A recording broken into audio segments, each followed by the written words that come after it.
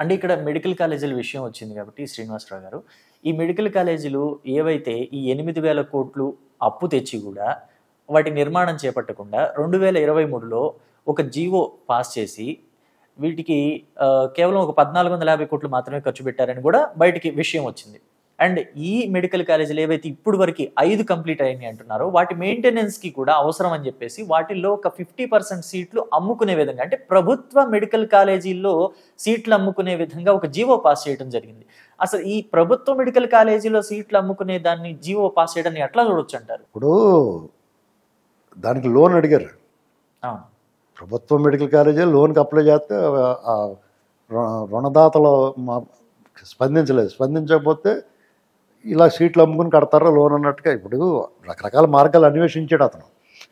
సరే అయిపోయింది, అతని కథ ముగిసింది. అంటే న్యూట్రల్ ముసుగులో ఒక మాట జగన్మోహన్ రెడ్డిని కూడా బాగానే చేసాడు అనిపించుకుని న్యూట్రల్ అనిపించుకుందామని ఒక పనికిమాలిన కోరికలు ఉంటాయి కొంతమందికి. డెఫినెట్లీ ఇప్పుడు ఉన్నదన్నట్టు చెప్పాలి, జగన్మోహన్ రెడ్డి చాలా అసమర్థుడు, ఒక పనికిమాలిన వాడు అనేటువంటిది ఖాయం, రుజువైపోయింది. దాన్ని ఇంకా అతను కట్టాడు, 4 కట్టాడు. టీడీపీ వాళ్ళు ఫేక్ ప్రచారం చేస్తున్నారు. టీడీపీ వాళ్ళకి చేత కాదయ్యా ఫేక్ ప్రచారం చేయటం చేతనైతే వాళ్ళ కథ ఎప్పుడో బాగుండేది. ఇక్కడ వాళ్ళు అసలు ఉన్నదా అని చెప్పుకోవడానికి వాళ్ళు సస్తారు, వాళ్ళు చేత కాదు చెప్పుకున్నాం ఏంటండి. సరే ఏదో ఎవడేమో అనుకుంటే జనాలకు తెలుసు అనుకోండి, ఎవరిది ఏంటో ఒక నేను మీరు చెప్పినంత మాత్రం నేను మారిపోదాం. ఇక్కడ జగన్మోహన్ రెడ్డి ఆహా అన్నారు, ఓహో అంటారు అన్నాడు, ఏది అనరు.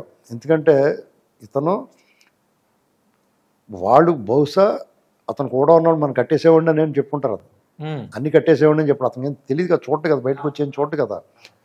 ఆ ప్రతి జిల్లాకి ఒక పార్టీ ఆఫీస్ కట్టారు బ్రహ్మాండంగానే. మెడికల్ కాలేజ్ కట్టుకోవడానికి చెప్పేటి లోన్లు వచ్చిందా, ఇవన్నీ కూడా సెంట్రల్ గవర్నమెంట్ ఇచ్చింది. ఇప్పుడు గమనించాల్సింది ఏంటంటే సెంట్రల్ గవర్నమెంట్ ఇచ్చింది, చంద్రబాబు నాయుడు గారు ఎన్ని కట్టారంటాడు. ఏ కట్టినా చంద్రబాబు నాయుడు గారు తీసుకొచ్చిన మెడికల్ కాలేజీలు 5,000 సీట్లు, రాజశేఖర రెడ్డి జగన్మోహన్ అన్నీ కలిపి ఒక 2,500 సీట్లు మొత్తం, మిగతా వాళ్ళందరూ కలిపి ఓ 2,000 సీట్లు. ఒక్క చంద్రబాబు నాయుడు గారు 5,000 సీట్లు వస్తుంది సబ్జెక్టు కరెక్షన్. ఇది ఎవరు వర్త్ ఏంటి, ఎవరు సత్తా ఏంటి, ఎవరు ప్రజల పట్ల బాధ్యతగా ఉన్నారనేటువంటిది ఫైనల్గా ఆలోచించాలి. నిన్న వీళ్ళు సూపర్ 6 సూపర్ 8 సభ పెట్టినారు అనంతపురంలో. అవును సార్.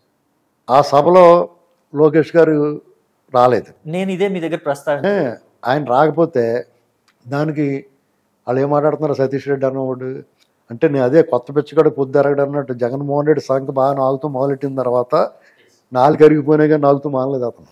ఏంటంటే టీడీపీలో ఉండి ఇన్నాళ్ళు కూడా అతను మ్యాక్సిమం అతనికి ఒక సెలబ్రిటీగా చూసి పెద్ద ఏం సీన్ లేపనే కానీ జగన్మోహన్ రెడ్డిని ఒక ఇది మీద పోటీ చేస్తున్నాడు కాబట్టి ఆటోమేటిక్గా సెలబ్రిటీ స్టేటస్ వచ్చింది. అతను ఆటోమేటిక్గా వచ్చింది అంత బై డిఫాల్ట్. అతను ఇక్కడ ఎప్పుడు కుట్రలు చేసి ఎప్పుడు కోవర్ట్గానే పనిచేశాడు. జగన్మోహన్ రెడ్డికి అమ్ముడుపోయి ఓడిపోయాడు. బీటెక్ రవి గారు చూడండి, యుద్ధం చేశాడు. ఆల్రెడీ అప్పుడు ఒకసారి ఎమ్మెల్సీ గెలిపించాడు, మొన్న జడ్పీటీసీలు గెలిపించాడు, మొన్న మెజారిటీ తగ్గించాడు పోటీ చేసి. నెక్స్ట్ టైం గెలుస్తాడు గ్యారెంటీగా, అనుమానం లేదు. నీకు యుద్ధం చేయాలా, నువ్వు చిత్తశుద్ధితో నువ్వు పోరాడితే గ్యారెంటీకి గెలుపు నీ ముంగిటికి వస్తుంది. ఇక్కడ యూరియా విషయంలో ఆంధ్రప్రదేశ్లో మిగతా రాష్ట్రాలతో పోల్చి దేశమంతా యూరియా కొరత ఉంది. కరెక్ట్గా వర్షాల టైము రైతులందరికీ అవసరమైంది. ఇదే సమయంలో ఆంధ్రప్రదేశ్లో కొంచెం మెరుగైన పరిస్థితి ఉంది. అక్కడ కూడా అక్కడక్కడ యూరియా విషయంలో తొడతప్పుడు ఉంది, డిమాండ్ ఉంది, కొరత లేదు, డిమాండ్ ఉంది. దాన్ని కొంతమంది ప్రతి చోట కూడా నాయకుల్లో కొంతమంది దుర్మార్గులు దొంగన కొడుకులు ఉంటారు గ్యారంటీగా.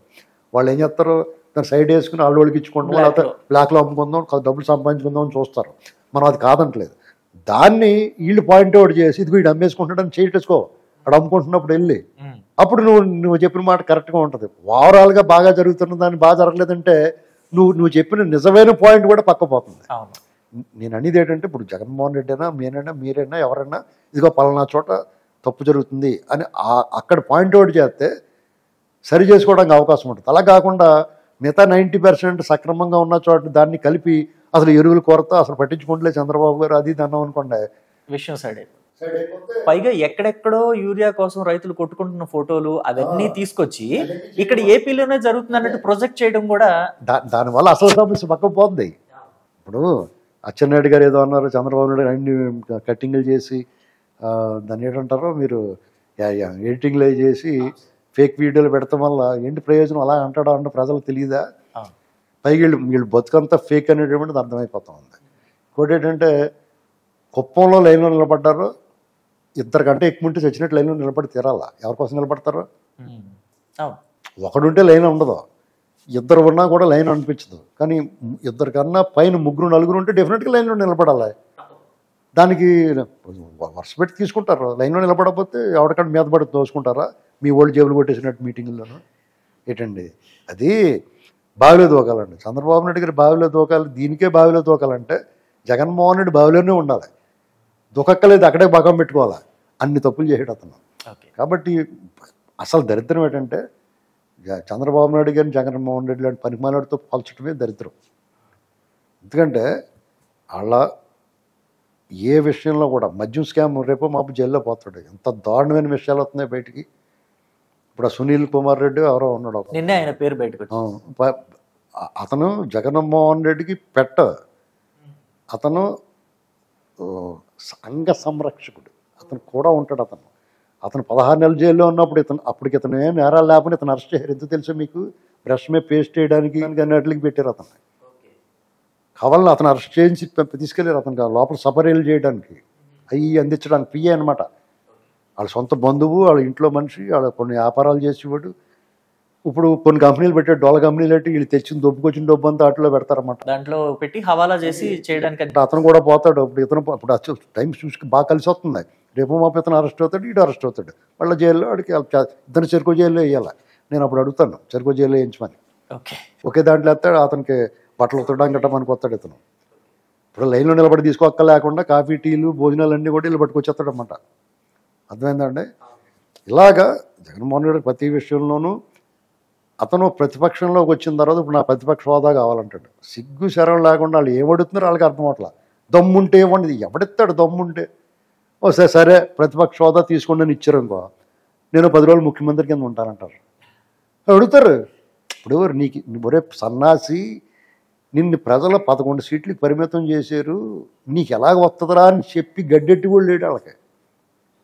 వాళ్ళు చెప్పాలి కదా, మనకి నీ బుద్ధి లేదా, మనకి ఎలాగ వస్తుంది, మన చుట్టుపక్కల ఉన్నాళ్ళు కూడా అనాలి కదా, మనకి ఎలాగ వస్తుంది అని. కొంచెం పెద్దోడు ఎవడో ఒకడు, చిన్నపిల్లోడికి ఇతను చిన్నోడు, ఇతని మీద పెద్దోడు ఎవడో ఒకడు అనాలి. ఏంటంటే సన్నసలాగా ఏంటి ఈ గోళాన్ని, అది అనకుండా మాకు దమ్ముంటే ఇవ్వండి అంటే చుట్టుపక్కల ఉన్న వాళ్ళు కూడా అదే పాట పాడుతున్నారు కదా. ఇప్పుడు సజ్జల రామకృష్ణారెడ్డి గారు కానీ, లేకపోతే అంబటి రాంబాబు గారు కానీ, ఇప్పుడు నిజంగా నీకు ప్రశ్నించాలి ప్రభుత్వం మీద, ప్రభుత్వం చేస్తున్న తప్పులు నువ్వు నిలదీయాలి, కడగాలనుకుంటే అసెంబ్లీకి మించిన వేదిక లేదు, సరైన వేదిక. ప్రజలందరూ కూడా ఆసక్తిగా చూస్తారు. నువ్వు వచ్చావంటే నీకు భయం, వాళ్ళని ఎదుర్కోగలేని సత్తా లేదు, దమ్ము లేదు నీకు యాక్చువల్గా. ఎందుకంటే ఎదురుకుండా అయ్యన్న పాత్రుడు గారు, రఘురామకృష్ణరాజు గారు కనపడతారు. పక్కకు చూస్తే పవన్ కళ్యాణ్ గారు, లోకేష్ గారు, చంద్రబాబు గారు. ఇంతకుముందు నువ్వు అరెస్ట్ చేయించిన అచ్చెన్నాయుడు గారు అయితే ఈ బిల్డింగ్ అంత ఉంటాడు ఎత్తుగానే, అసలు నువ్వు ఆనవు పక్కనే. ఇలాంటివన్నీ నువ్వు తట్టుకోలేక అక్కడ వాళ్ళు పోడేసుకుంటూ ఉంటారు. చంద్రబాబు గారు మీరు భలే చేశారండి, లోకేష్ గారు భలే తీసుకొచ్చారు నేపాల్ నుంచి, పవన్ కళ్యాణ్ గారు భలే చేస్తున్నారా, ఇవన్నీ మాట్లాడుకుంటుంటే తట్టుకోలేడు. ఎందుకంటే గతంలో ఇతన్ని గ్యారంటీగా వాళ్ళు ఏమన్నారు, జగన్మోహన్ రెడ్డిని ఎవ్వరూ కించపరచరు. ఎందుకంటే చంద్రబాబు నాయుడు గారు ఒప్పుకోడు. ఆ సభ్యులు కూడా, ఆ పార్టీలో ఉన్న వాళ్ళు ఎవరు కూడా కనీసం ప్రయత్నం చేయరు. ఎందుకంటే అప్పటి వరకు వాళ్ళు అలాంటి వాళ్ళు అయినా కానీ ఆ పార్టీలోకి వచ్చిన సంస్కారం వస్తుంది. అదే ఈ పార్టీలో అంత మంచివాడైనా ఆ జగన్ పార్టీలోకి వెళ్ళినట్టు వాళ్ళు చెడిపోతారు. అది మనం అనేక ఉదాహరణలు చూసాం, దృష్టాంతరాలు ఉన్నాయి. అప్పుడు జగన్మోహన్ రెడ్డి ఎదురుకుండా అసెంబ్లీలో చంద్రబాబు నాయుడు గారిని తీవ్రంగా కించపరిచి దూషిస్తుంటే ఇతను ఎంజాయ్ చేశాడు, వాళ్ళని ఎంకరేజ్ చేశాడు. కానీ ఇప్పుడు అసలు ఏం అనలేదని కూడా నిన్న మాట్లాడుతున్నారు. నేను అసలు రికార్డులు లేవు అసెంబ్లీలో, రికార్డులో ఉండవు అన్పార్లమెంటరీ వర్డ్స్, ఇలాంటి అనుచిత వ్యాఖ్యలు అయ్యి ఉండొచ్చరు, తీసేస్తారు. అసలు మినిమం కామన్ సెన్స్ లేదు, నా అవగాహన లేదు ఆ మనిషికి. ఇప్పుడు ఇది ఒకటే చాలు, నాకు ప్రతిపక్ష హోదా ఇవ్వండి, ఎవడిస్తాడో? ప్రజల వాళ్ళు నీకు అది సరే ఇవ్వలేదు, వీళ్ళైనా ఔదార్యంతో నీ డిమాండ్ కాకపోయినా సావని రా అని చెప్పేసి ఇచ్చారనుకో, నువ్వు 10 రోజులు ముఖ్యమంత్రి ఇమ్మంటే నాకు 40% ఓట్లు వచ్చినాయి కదా, నెలకి 20 రోజులు మీరు ఉండండి, 10 రోజులు నేను ఉంటాను అన్నాడు అనుకో, ఏంటి పరిస్థితి? అడ్డగోలుగా మాట్లాడి అడుగుతారు కదా, సిగ్గు లేకుండా. నాకు సిగ్గు లేదు వాళ్ళకి. అవును, ఇది అడిగినాళ్ళు అది అడగరని అడగరు. ఇప్పుడు అతను సాధారణ పులివెందుల ఎమ్మెల్యే. అతను గేట్ కాడ దిగి నడిచి రావాలి లోపలికి. అతను మాజీ ముఖ్యమంత్రి కదా, పాపం అతనికి రెస్పెక్ట్ ఇవ్వండి అంటే అతను అసెంబ్లీ దాకా రానిచ్చారు కారు. అలా రానిచ్చినందుకు ఇప్పుడు ఏమంటున్నాడు, ప్రతిపక్ష హోదా ఇవ్వమంటున్నాడు. సరే ప్రతిపక్ష హోదా సరే సాబు అన్న ఇచ్చారనుకో, ఒకవేళ నిజంగా ఇచ్చారనుకో, అవకాశం ఉండదు, ఆయన ఇచ్చారనుకో, 10 రోజులు ముఖ్యమంత్రి కింద ఉంటానంటాడు. సరే 10 రోజులు ముఖ్యమంత్రి ఉండన్నారనుకో, నేనే ముఖ్యమంత్రి కింద ఉంటానంటాడు. అంటే మొండివాడు పిచ్చివాడు రాజు కంటే బలవంతుడు. నాకు ఈ లక్షణాలన్నీ చూస్తుంటే ఒక రాజకీయ నాయకుడు గతంలో ముఖ్యమంత్రిగా పనిచేసినాడు, మళ్ళా ముఖ్యమంత్రిని అవుతారని ప్రజలకు చెప్పేవాడు, ప్రవర్తించే విధం ఎక్కడ ఒక్క కోసాన్ని కూడా 1% కూడా అతనిలో లేదు. అతను తన ప్రత్యర్థులు చావు కోరుకుంటున్నాడు. ప్రత్యర్థులు ఓటమి కోరుకోవాలి నువ్వు, కానీ ప్రత్యర్థులు చావు కోరుకుంటున్నావు.